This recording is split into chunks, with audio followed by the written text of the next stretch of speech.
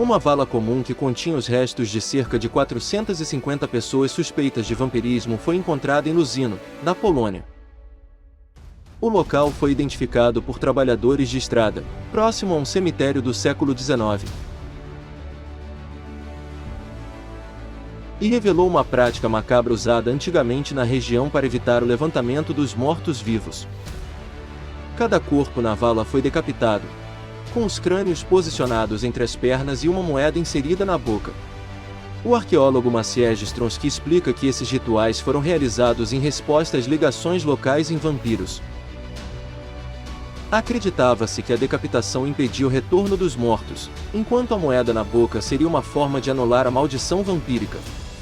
Embora os detalhes específicos da suposta maldição tenham sido perdidos ao longo do tempo, os rituais como colocar tijolos próximos aos corpos eram adotados como barreiras espirituais para manter os mortos-vivos em seus túmulos. Essa descoberta sugere que a crença nos mortos-vivos ainda era predominante em algumas regiões da Europa, até cerca de 200 anos atrás, apesar de ser tentado acreditar que essas superstições foram erradicadas há séculos.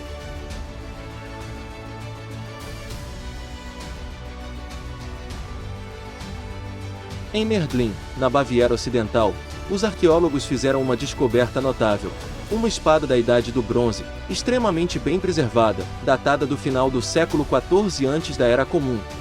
O cabo octogonal da espada, feito de bronze, encontra-se em uma condição notavelmente boa, mantendo seu brilho original. Essa descoberta é uma ocorrência rara, uma vez que foi encontrada dentro de um túmulo funerário intacto, o que é incomum para essa época. A maioria dos montes tumulares desse período foram saqueados há muito tempo ou destruídos no século XIX devido à expansão agrícola ou de atividades industriais. A espada foi descoberta ao lado dos restos esqueléticos de um homem adulto, uma mulher adulta e um adolescente, embora a relação exata entre eles seja desconhecida. O cabo octogonal foi criado por meio de um complexo processo de obtenção em sobreposição. Espadas com cabos octogonais são quase exclusivamente encontradas no sul da Alemanha, norte da Alemanha e sul da Dinamarca, e a comparação das técnicas de entrega e decoração sugere a presença de réplicas de originais do sul da Alemanha, bem como espadas importadas, possivelmente confeccionadas por ferreiros migrantes. Pode ter sido uma arma de guerra, mas sem dúvida é uma bela obra.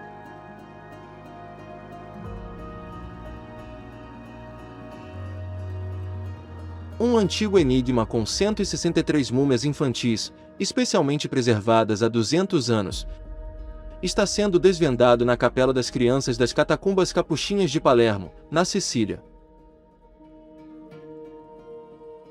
As crianças faleceram entre 1787 e 1880. Suas identidades e causas de morte permaneceram desconhecidas. Uma equipe britânica de especialistas iniciou um estudo de 2 anos para desvendar os segredos desses vestígios tocantes.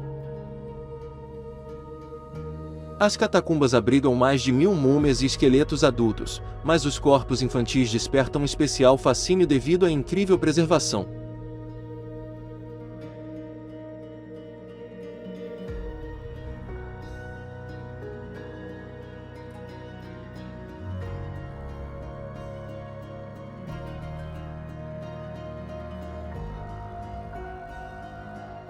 Equipamento de raio-x portátil será usado para revelar os destinos trágicos das crianças.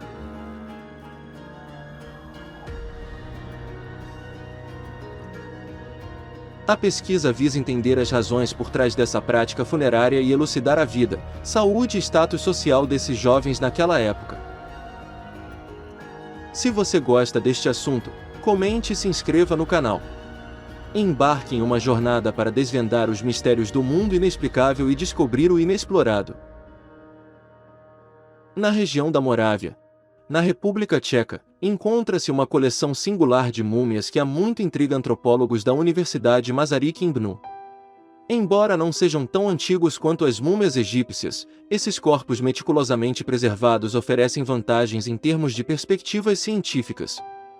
A cripta capuchinha em Brno abriga os restos mortais de frades dos séculos XVII e XVIII, depositados diretamente no solo, sem caixões, refletindo a filosofia da ordem capuchinha de simplicidade e desapego dos bens terrenos. O engenhoso sistema de dutos de ar na cripta e a composição favorável do solo desenvolvida para a notável mumificação dos corpos, despertando interesse científico contínuo. O Departamento de Antropologia da Universidade Masaryk dedica-se ao estudo dessas múmias. O professor assistente Peter Urbano e sua equipe exploraram as características da mumificação utilizando tecnologias modernas, como imagens tridimensionais e varreduras, para virtualmente reanimar as múmias. Entre as figuras notáveis sepultadas na cripta encontra-se o barão Franz von der Trank, que buscou redenção com o auxílio dos frades capuchinhos após uma vida de atrocidades. Ao reconstruir a múmia do barão em realidade virtual, os visitantes terão uma experiência interativa que dá vida a essa figura histórica cativante.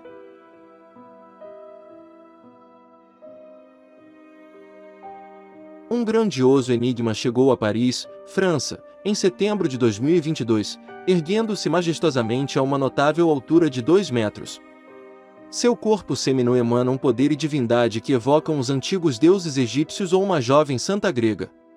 No entanto, as suas origens são mais enigmáticas do que essas civilizações bem conhecidas.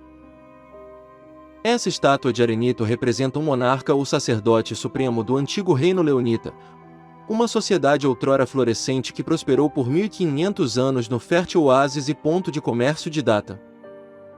Hoje, Data e suas redondezas são o epicentro de pesquisas empolgantes sobre a antiga Arábia, com interesse crescente pelas culturas pré-islâmicas da região.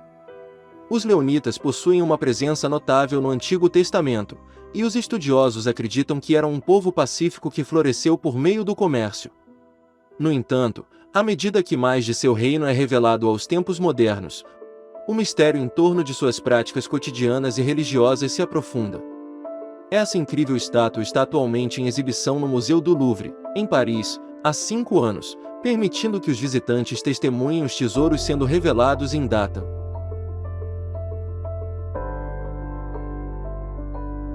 Examinando atentamente as rochas em Sliven, Bulgária, é possível avistar o chamado rebanho de pedra. Mesmo que tenham sido fortemente erodidas pelo tempo e pelos elementos, essas rochas definitivamente carregam uma série de encaixes representando cabeças de diversos animais, a maioria dos quais se assemelham ao gado. Esses petrógrafos foram esculpidos na face da rocha, e devido às diferenças nos designs, parecem ser obra de mais de uma pessoa. É apresentado que descobrimos a identidade desses artistas, uma vez que sabemos muito pouco sobre o local, e a datação das rochas é complicada. Portanto, é difícil fazer uma suposição educada sobre quando esses fundamentos podem ter sido criados. No entanto, dada a extensão do desgaste, é evidente que são antigos. A maioria dos históricos representa cabras, touros e carneiros, mas também há representações de animais selvagens e criaturas aquáticas. A presença de outros animais leva alguns especialistas a considerar que os destaques podem ter alguma relação com o zodíaco.